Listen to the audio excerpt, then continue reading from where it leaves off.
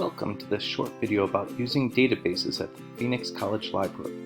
In this video, we will see how to access databases and utilize them to enhance your research. To begin, come to the Phoenix College Library homepage. Once you get here, scroll down to the direct link to databases down in the search box.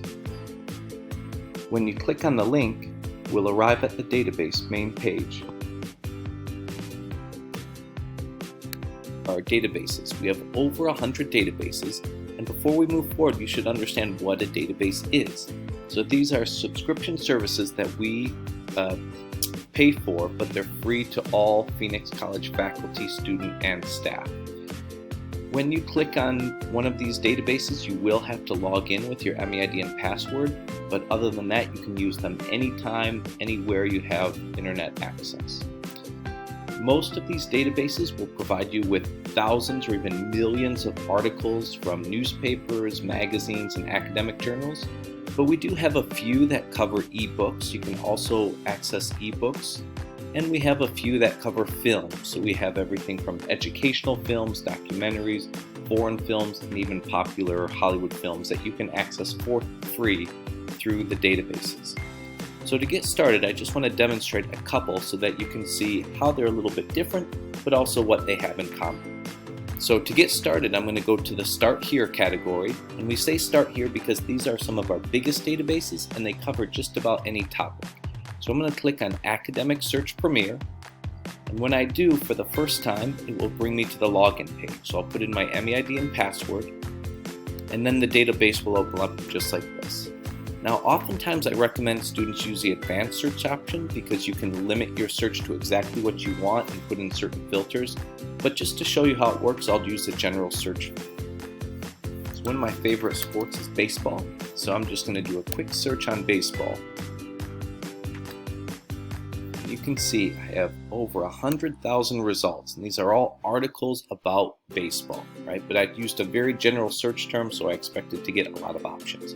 Now, if I want to narrow this down, I might add some keywords, but I also might use some of these filters over on the left. So I could use full text, which means I can read the entire thing online, and that eliminated about half of the results. I can also go by date, so if I want something modern about the game of baseball, I might limit to the last 5 years.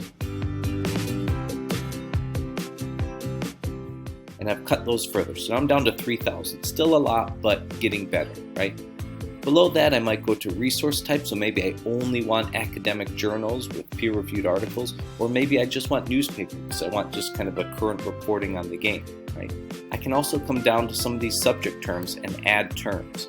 So if I want to limit to baseball, but just in the United States, right? Or if I want to add certain terms like the steroid scandal or the economics of baseball, I could start to add some of those terms to narrow it down.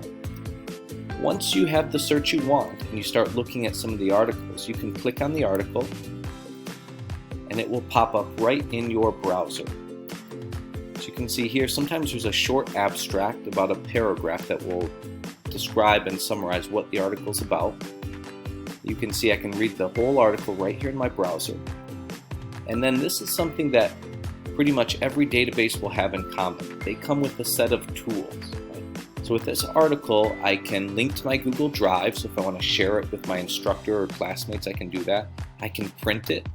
I can email it to myself, which is particularly helpful if you're going to find 5 or 10 different articles and you want to keep track of them before you actually start going through to read them all. And then there's also a citation button. Every database we subscribe to will have some kind of citation or cite button that you can click on, and it will produce citation format for you. It depends which database you use, which ones they'll create for you. This one does quite a few, but all of them will do APA and all of them will do MLA, which are the two most popular, and more than likely the classes that you take will ask you to cite an MLA or APA. So I can copy and paste the citation, and I would say I'm about 99% done with my citation. The last little bit is I recommend students look it over. Sometimes there's a little trimming you might do or a little formatting, but for the most part, this will do the citation for you, which is a really helpful tool. I just want to show you one more database very quickly, just to show you how they're kind of similar but a little bit different. So I'm going to go to one of my favorites, Opposing Viewpoints. So again, I can click on that database, and it looks just like this. And I'm just going to search, again, a basic term, maybe something like climate change. So this database is particularly nice because it will divide all of my results into different types of resources. So if I want a video or statistics or magazine, or if I want an academic peer-reviewed journal, it will divide them into those categories, which makes it a little bit easier to search.